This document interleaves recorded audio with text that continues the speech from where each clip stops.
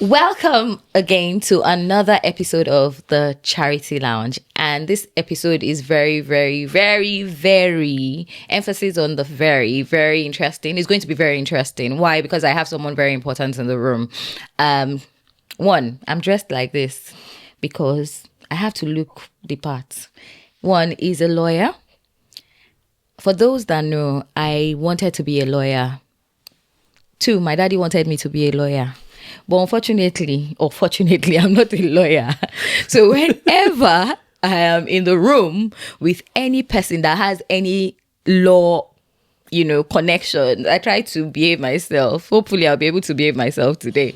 But then I have this person who, one, like I said, is a lawyer. Two, he sits on the board of several charities here in the UK and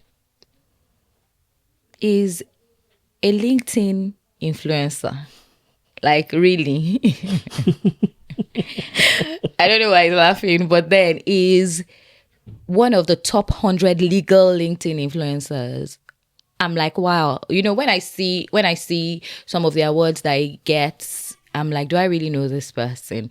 And I feel very, very honored because I don't just know him. He's on I can touch him. So meet my guest today, who is no other person than Abiola Aderibigbe. Thank you very much, Tolu. Thank you very much for having me on the Charity Lounge. It's the privilege and the pleasure really is all mine. And of course, when you invited me to come, I thought this is a no-brainer. I'm going to show up. So thank you so much for the honor. And thank you for making me sound like a very important person. You are important. You are important. So please, can we meet you? Yeah, no, absolutely. So like you mentioned, my name is Abiola Aderibigbe, and I'm involved in the charity space quite a bit, third sector quite a bit, beyond my typical commercial roles. Currently, I serve as General Counsel and Chief Operating Officer for an international non-governmental organization called PSG UK, which in full is the International Organization for Peace Building and Social Justice UK, but we call it PSG UK because it's quite a mouthful. Mm-hmm. But beyond that, I serve on the board of a mental health charity here in the UK as well called Mind Over Mountains. I'm also privileged to serve as General Counsel and Board Director for the Security Institute here in the UK. And I have several other GC and legal roles across some of my projects. So. See, when I said somebody is important, he said, "Oh, why are you making me feel like, yes, he is." Take your flowers. Thank you. Yeah. So, why like this? I love it when, one, you're a very intelligent person. Yeah. Oh, thank you. I've been in rooms where you've spoken, we've had conversations, and your drive for change is one that I admire. One, you are you're in love with law. Yes. I'll put it that way. That is true. And I'm like, who loves their profession this much? For you, I don't think it's just, something that puts food on your table. Yeah. It's something that you do passionately. So where did that love for law come from? What was the inspiration? And for me, like I was saying earlier, that I wanted to be a lawyer because I felt, if you talk, being a talkative is synonymous to law somehow. But I don't even think you are a talkative. So that's a lie, by the way.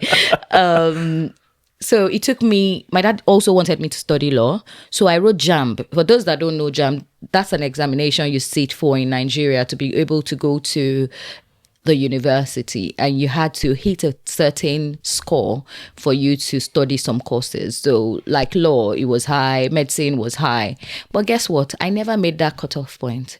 But because my dad desperately wanted me to be a lawyer, he made me sit for that exam 7 times. And I'm not a dullard though. I am not a dullard. I don't think I am. But then I never got to study law. So every time that I see people that are thriving, within that space, I really admire their journey. So for you, and where we come from, a lot of our parents are the ones that impose, I want to be called mommy doctor or mommy lawyer. So for you, where did that passion for law come from? I think that's a wonderful, fantastic question. Sometimes people think I have like this very long inspirational story, but in actual fact, I'm going to be honest, it comes from loving like the wigs barristers wear. I'll explain. So my granddad was a lawyer in Nigeria, and for those who are unaware, in Nigeria, when you're called to the bar, you're both a barrister and a solicitor. Which meant, of course, if you're going to court, you'd wear the barrister's wigs.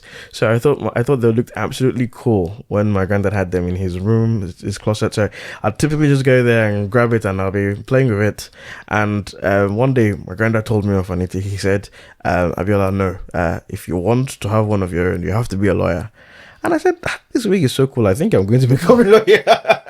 Bear in mind, I was 6 years old then, so I didn't really know that much. But after that, my inspirational cool wig throwback, I think as I've developed, I started to find significant uses for the law. And one of the reasons why I'm so passionate about the law is because I really do feel like the law is a tool that you can use to transform lives and change things that you're dissatisfied about generally in the world, things that you reckon should move, should shake, should not be the same, not be the norm. I think the law can be a radical tool that you can use to change it. So yes. And yes, you're right. I am extremely passionate about law. I'm extremely passionate about practicing as a lawyer. I'm extremely passionate about anything legal. And for those who are around me who know me, they will testify to the same. So do you have that wig now? Incidentally, I don't. I practice as a solicitor typically in the UK. So solicitors, unless you're like a solicitor advocate or you've got higher rights, you typically don't wear the wig. So barristers No, I think you should UK. have it as a prop in your house. Oh, an inspirational prop. Yeah. Oh, So okay. maybe your child will pick it up one day and say, "Oh, actually, I love this wig. I want to become a lawyer." So maybe on your next birthday, if you get any delivery that is a wig, is from me. Okay. Yeah. Well, I look forward to it. Thanks. And by the way, Abiola is also a lecturer. I'm like, you sleep, breathe, eat law. Well, yeah, I do, and I'm very privileged in that I'm able to also do things in academia. Forming, teaching on platforms, training, and just being an educator. I didn't know how much I would love it. I just thought I love to pass knowledge on, but I didn't know how much I love being an actual educator. But yeah, it's been amazing. And actually, I got into it via my PhD. So I'm still completing my PhD, not quite done yet. But yeah, that opened a nice avenue for being an educator, and yes, love it. Interesting. So there's the law part of you that is big, is massive, it's something you love and you're passionate about. And I've also seen another side of you that is not law. And, initially I was like, oh, lawyers, are they naturally charitable or charity driven? But the answer is no. I know lawyers that don't have any ounce of charity in them, but you carry this badge, or you wear these two badges, just like you have the badge, UK badge and the Nigerian badge, that's how you wear law and charity. Where did charity come from? Thank you again. That's another wonderful question. Volunteering has always been in the blood, particularly when when you're in church, for example, your thoughts to volunteer, give back, feed the homeless, etc., etc. So I've always enjoyed volunteering. But I also did feel that the law side of things would be more commercial. So, for example, whilst I was in law school, I always had a picture that my legal career would be, completing some juicy M&A deal in the last minute, and then you're toasting to get them to deliver the line, and the guys in Paris have agreed what it is, and then you're sharing a nice bottle of champagne across. Right. I thought that I never really quite thought that there could be a merger of my legal skills to charitable works. Okay. Obviously, as I advanced in my career, the opportunities came, and I felt actually the charitable stuff that I do is a lot more fulfilling, because again, it's about focusing on transforming lives, changing narratives, changing people's stories, and looking at the impact you have on fellow humans. So although there was always volunteering, that marrying didn't happen until later on, when I felt that beyond my commercial stuff, I want to be able to use my legal skills to impact the world. And yeah, that's how it's come, and I've enjoyed it thoroughly, and still enjoying making a change in the world.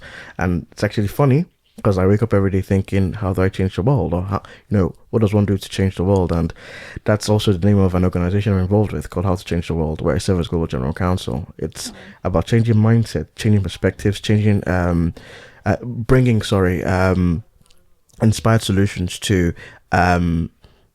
sustainability issues across the globe. So, yeah, I'm enjoying it thoroughly, and that's where the charity bits come from. And by God's grace, I'll keep waxing strong. Interesting. I have met a lot of people that talk about, oh yeah, I'm busy. Oh, I'm a doctor. I don't have time. Oh, I'm busy with work. Oh, there's no time to do all these good things that you say. Oh, and honestly, we all have our busy lives, but sometimes we make excuses, because you have carried these assignments and you've been able to carry them well.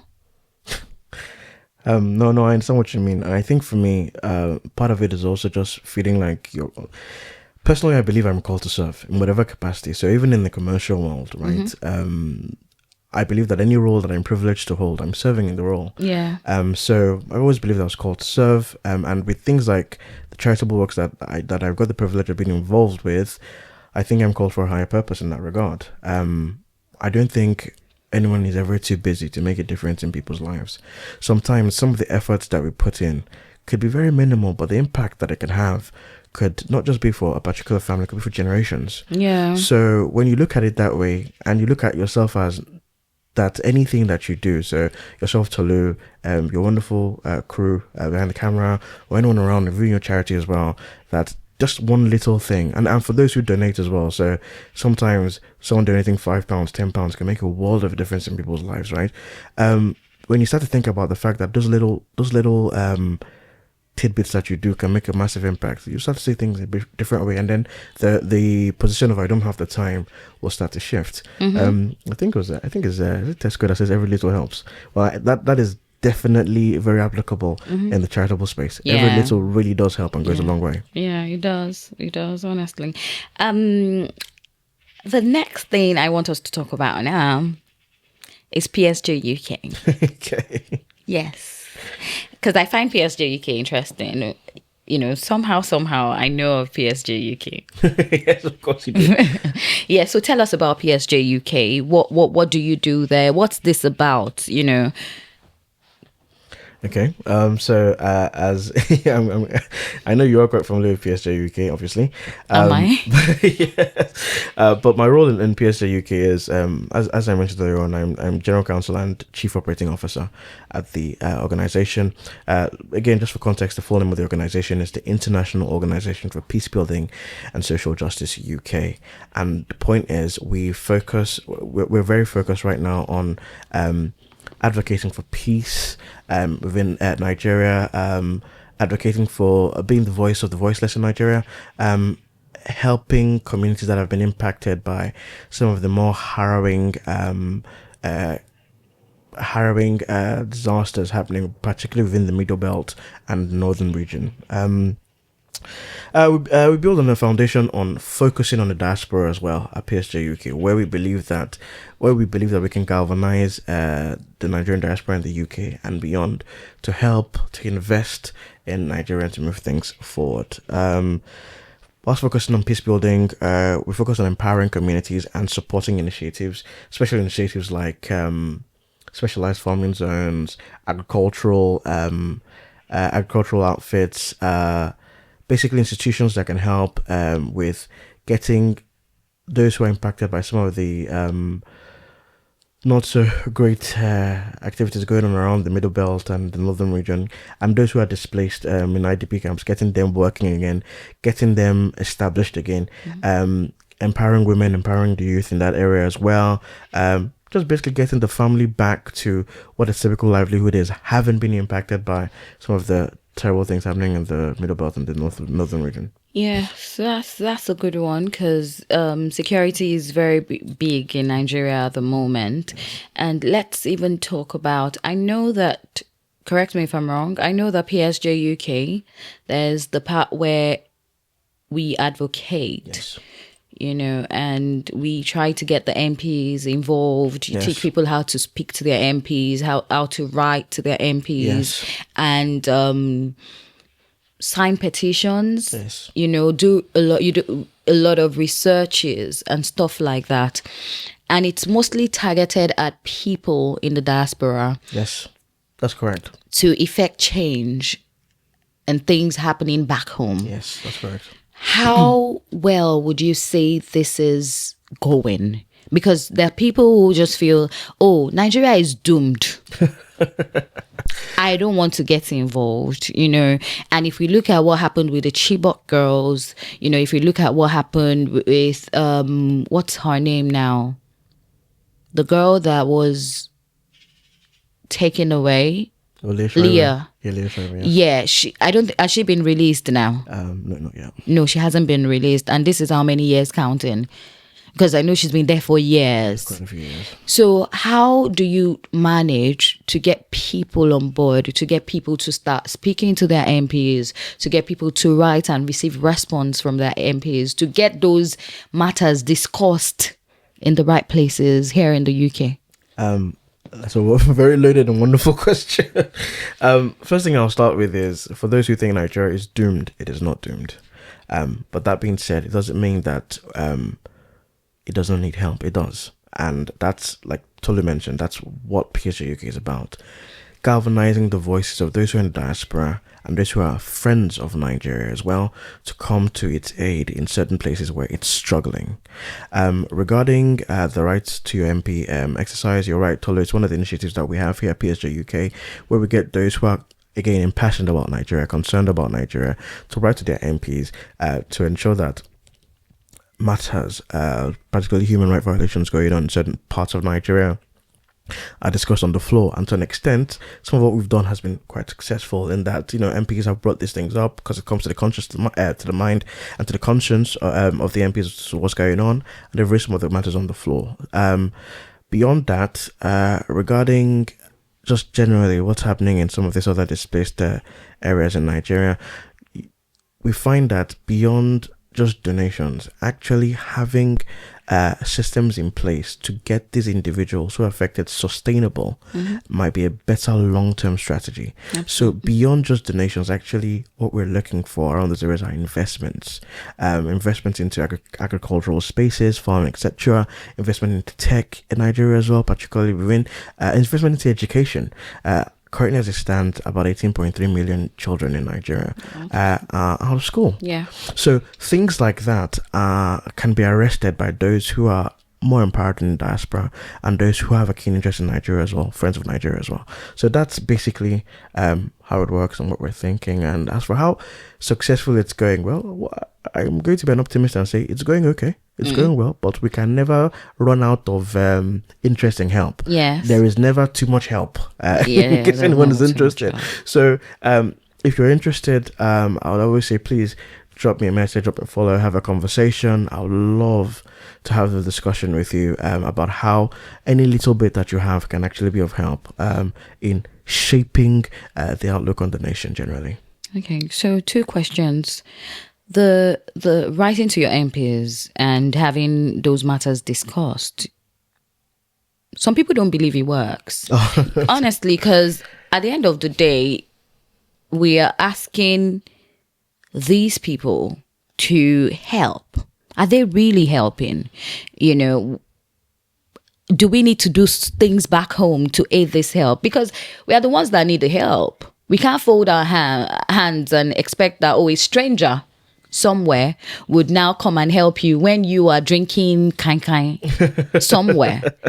Okay, no, that is agreed. And Tolu, what I will say to that is that it doesn't have to be one or the other. So does bringing things up in the British Parliament, is that helpful? Yes, it is, because Britain as a whole definitely has an interest in Nigeria. And I ask just so that we're educating people. No, obviously. Of course, by the way, for those that don't know, I'm also a part of PSG UK. So let me just clear the air. So I'm just trying to make sure that people are educated in that area, just so that if you are not active or actively doing stuff from where you are, you can then start to say, I never knew that existed. I never knew this works out that way, and that's why I'm asking the question. So people know that, they're discussing it, not just for play. No, yes, of course, 100%. So Britain is definitely invested in Nigeria as a whole. Nigeria is Britain's trade partner. And actually, there are a lot of and also I would say that Britain probably houses or has, maybe beyond the US, a large concentration of Nigerian immigrants, or those who are like second generation, third generation, who might be born here but of Nigerian descent. Yeah. So Nigeria is pretty key to Britain, and when these discussions come up in Parliament, it's treated seriously. Discussions that happen in Parliament are generally treated seriously, and of course, having that hearing in Parliament is in itself an achievement. So, having our MPs who represent our constituencies talk about these issues that affect us back home is brilliant. Now, with that being said, we can't expect. You're right. We can't expect that Britain alone will want to solve Nigeria's problems. Britain has its own problems. Yeah, exactly. It has to solve. So, whilst of course writing to MPs are good, it's been stated in Parliament is good, and of course Britain's doing what it can to help. As Nigerians, or as those who are interested in Nigeria, or those of Nigerian descent, it is also our duty and responsibility to play our part. So it doesn't have to be one or the other. It doesn't have to be, okay, I've written to my MP, it's brought up in Parliament, fantastic. No, that's great. Thank you very much for that, and thank you very much, Britain, for what you do in aiding Nigeria. But at the same time, as Nigerians, we've got to take steps as well. We've got to be invested and vested in what's going on. I'm proud to be a British Nigerian, and as you said, I've got both flags on I need that badge too. I'm proud to be British Nigerian as well. Yes, I've got both flags on my pocket. I'm proud to be British, and I'm also proud to be Nigerian.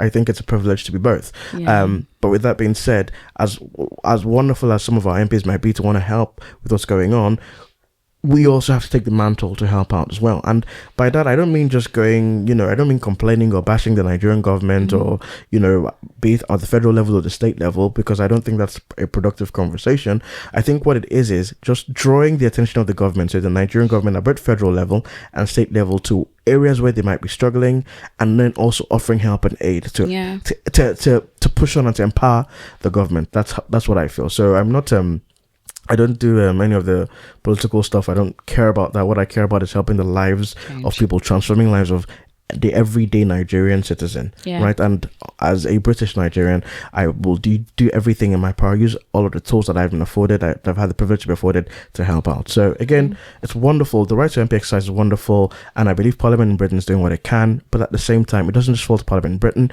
Actually, as stakeholders in Nigeria, as Nigerian citizens, as people of Nigerian descent who are privileged to be in diaspora, we've also got to take up the mantle. And so I'm going to use this as a call to action to anyone who's invested, who just thinks that there is hope, because there is hope. Nigeria is not doomed. I'm going to say that a second time. There is hope.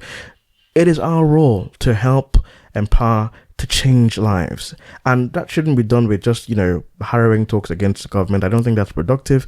I think what's productive is highlighting the struggling points, and then we by ourselves making a difference, if that makes any sense. Thank you very much for that. And I hear a lot of things.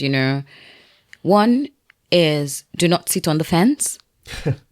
Yes. Do not. Do not sit on the fence, because we're very, very quick to judge. We're very quick. It's easy for you to sit on the fence and start picking, oh, this is wrong, this is right, this is wrong. What are you doing about it? What are you doing about it? Yes. What are you doing about what's going wrong? What are you doing about the ideas that you have? Because a lot of us run commentaries, on these things. We have the solutions in our mouths, but honestly, we've not tested it. We've not gone outside of our four walls, and we're expecting change to happen. It's just like, I don't know if you've ever driven in Nigeria and you're trying to park your car. Some guy will just say, come back, move left, right, no, stand there, move there. And by the time sometimes you're frustrated and you're like, come and drive the car. And the guy doesn't even know where the ignition button is. Well, to the flip side is sometimes those guys are helpful as well. Particularly they're helpful, but even if it's difficult, then they'll say, "Oh, it's a woman driving the car." No! I don't mean from that angle. No. I get you, but what I'm saying is this: do not sit on the fence. Be involved, get involved. Some of us see it from we see things from a place of, oh, I don't want to get involved in these things. So why? Because you think you're safe. You think you have everything where you are. You're not in the middle belt. You're not in Nigeria. Even if you're in Nigeria, you're in your high fences. But guess what? I pray we don't get to the point where, because we feel it's happening far away, it's not close to us. We're not really getting involved. God forbid you hear there's something happening in Lagos, Surulere, everybody would start peeing in their pants because it's very close to them. It's closer to home. Yes, I agree. Because some people have never been to Lagos Ibadan Expressway. So they feel, oh, it's not near me. Hey, yeah, hey, they are killing those people. No. What are you doing about it? Tolu, and something else I would argue is that with some of Nigerians in Nigeria, they might be desensitized to it. So because they hear it so often, they hear about the insecurity so often, etc., it just becomes that thing of it's not really an article of news anymore. Yeah, but the thing is, there's a part of Nigerians who are in Nigeria. There's also a part of Nigerians abroad. Yes, I agree. So wherever you are, and yeah, I don't know the issues going on in other countries. I can't come out to boldly talk about those because I don't know. Wherever you are, whether you're in Nigeria or in the diaspora, make sure you're doing your own part. Yes. Make sure you're playing your own part. If that part just means you signing a petition, please do it. If it means speaking up, please do it. They say, oh, we are the Sorosoke generation. But the truth is this, even the Sorosoke generation, some people Sorosoke on social media and that's it. And I suppose that's what we're also trying to convert. So it's wonderful when views are expressed on social media, but we don't want the action to just be up on social media. We want people to take positive actions, like you said, Tolu, and that, your little tidbit that you think might not be a big deal might actually be one of the things that makes the most difference. So, the call to action here is just to ensure that you are taking positive steps. Yeah. So for those who are in the diaspora, signing a petition, writing to the MPs, that's brilliant. Well done. Things like donations going back to Nigeria, that would help. Investments in Nigeria, that would help as well. The point is, like Tolu said, not sitting on the fence. Or not feeling like, it's a doomed country, I can never have anything to do with it again. We're all stakeholders. We are. And so, as stakeholders, I think it's right that we put our hands together to try to ensure that Nigeria continues to prosper, Nigeria continues to grow, and that there are deeper stories to write for future generations coming from the Nigeria, both in Nigeria and in diaspora. Yeah, thank you for that. And just, because this platform isn't strictly for Nigerians or people who do good work in Nigeria, I just wanted to explain what Sorosoke means. Okay, yeah, go for it. So Sorosoke generation, it just means the generation that speaks up or that speak up. Yes. The generation that speak up. The activist generation. Yes, that don't just keep quiet. They talk about it, they make noise about it, they are out there. That's what that means. Just thought to put that out there. Yeah, so it's a very interesting conversation, and it's one that I'm passionate about as well, because I once saw Otedola I saw him twice on Oxford Street, and the first time I saw him, I was like, oh, I know this dude. And it was walking towards me, and I'm like, I know this person. So when he got close to me, it just clicked. I'm like, oh, that's Femi Otedola. And I was like, oh, hi, sir. I was like, hello, how are you? I said, fine. And I walked away. And after walking away, I was like, oh, when I got on my train, I was like, oh, I should have acted differently. Why didn't I ask to speak to him? It probably wouldn't have, But No, it might have. Oh, it might have, but I'm not one to do selfie and, oh, yeah, I met Otedola. What does that change? How does that affect the price of oil in the market? But I sent him a message on Instagram that I don't think you'll ever open to read. But I wrote an epistle and I said, I wish that was the streets of Lagos. I wish you could walk that freely on Akpongmo Bridge or in Akpongmo without looking over your shoulders. And as I was typing that message, I was sad. Because you see MPs, on the train, you see them on the buses, but it's almost impossible for you to see a well-known Nigerian who isn't just well-known, who is wealthy. It won't risk his life. I just thought to throw that out there. It is that bad. It is that bad. But one thing I like about what you've said and what PSJ UK is doing is the fact that they're now trying to get people to get resettled in their ancestral homes. Because it's one thing for you to donate and then give people fish. Yeah, you keep donating to them, they'll finish the food. You know, people consume food now. We buy food every time and we finish eating the food. Yeah, I agree. But when these things, when they run out of stock, what happens? And that's why I love the whole setting up greenhouses and stuff that you're doing, because it just helps people build sustainable livelihood. Yes, and like you said, it's how the saying goes, you know, if you give a man a fish, you feed him for a day. If you teach a man how to fish, you feed him for life. Yeah. And that's exactly what our approach is in Nigeria. So, yes, we're taking donations, and it's good to help with, you know, things like some of our projects, like the Christmas Love Project, where we fed about 1,600 individuals within the Middle Belt across the states of Plateau, Kaduna, and the likes. So that's one thing, but, you know, that isn't a sustainable way to address some more of the... And that's once a year. Yes, and that's once a year. That isn't a sustainable way to address some of the food insecurity issues going on in Nigeria, well, particularly in that region. So, yes, sustainable development, sustainability is a theme that we're utilizing to approach that problem, with obviously with the buy-in of the state government as well, and federal, which is fantastic. The point is to ensure that investments are happening across. We're empowering these individuals who have been displaced, and they're able to work and generate their own money, and basically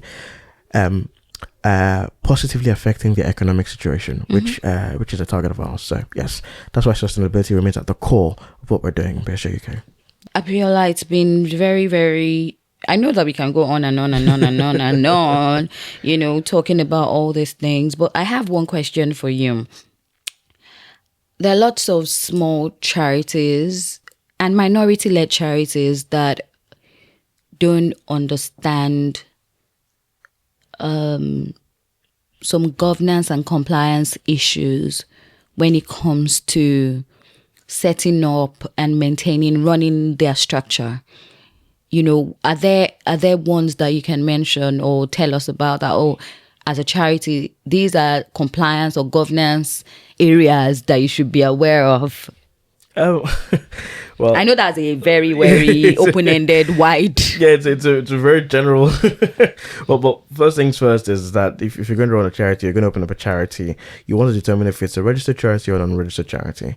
You also have to understand how registering your charity works. So, for example, do you want to register a CIO, which is a charitable incorporated organization, or are you thinking more of a company limited by guarantee, for example, which is regulated by Companies House or looked after by Companies House? And if you did register a CIO, you'll be beholden to the Charities Commission. So those are the sort of things that you have to think about. Also, think about the fact that quite carefully who your board, your members, your boards of trustees would be as well.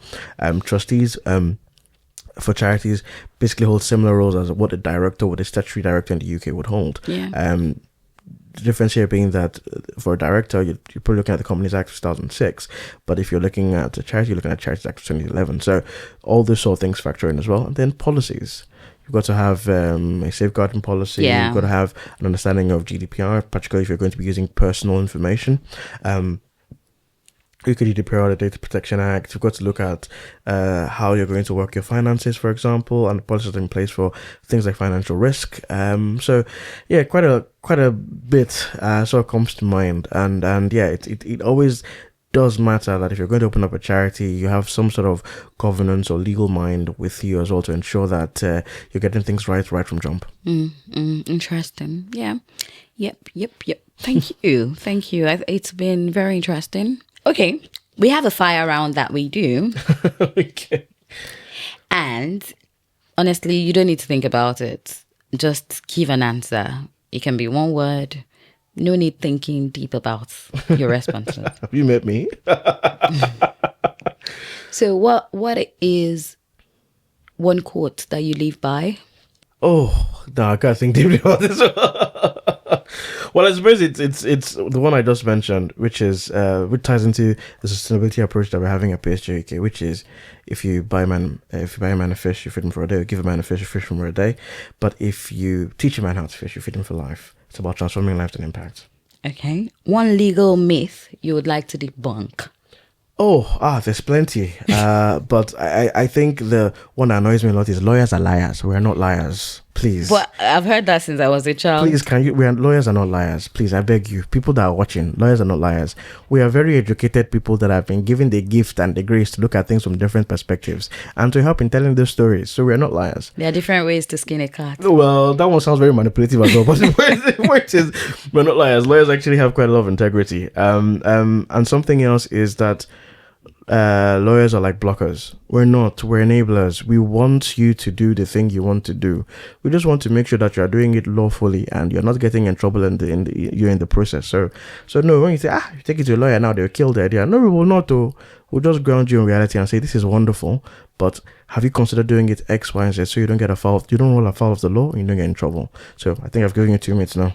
Okay. Lagos or London? I can answer that one.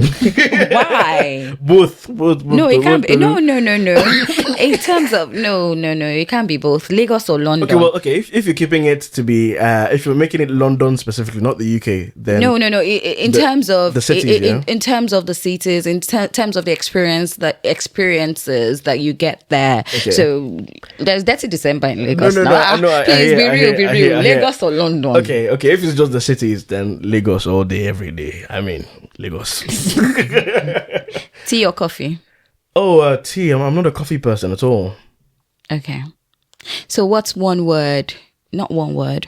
What's one, whatever it is, one advice you would like to give someone who is considering doing something good, making change? Oh, okay. Making an impact. Yeah. If you've already conceived it and you thought about it in your mind, go for it. But in everything that you do, ensure that nothing alters your character and that you lead with integrity. Integrity matters a lot in any of the spaces that we do, in any of the things that we do. So if you've thought about it, please do it. Lead with integrity and everything else will fall into place. If you've thought about it, please do it. Yeah, do it afraid. Like I always say, most times, yeah, it comes with a lot of fear, but do it anyway. Charity Lounge is happening because I decided to do it. Yeah. So it's been wonderful. For deciding to do it. It's been wonderful having you. It's been interesting. And I know that we'll carry this conversation out of this couch. Yeah. Thank you. And then we continue. Thank you all for listening in. Thank you for watching. Thank you. And please do not forget to subscribe. Please subscribe. And if you know of anyone who is a change maker, who is doing something amazing, anywhere in the world, please drop us a message. I'll put the email address in the description below, and please remember to click on the subscribe button below. Also remember to share. There's love in sharing. Share. Have a great day. Bye.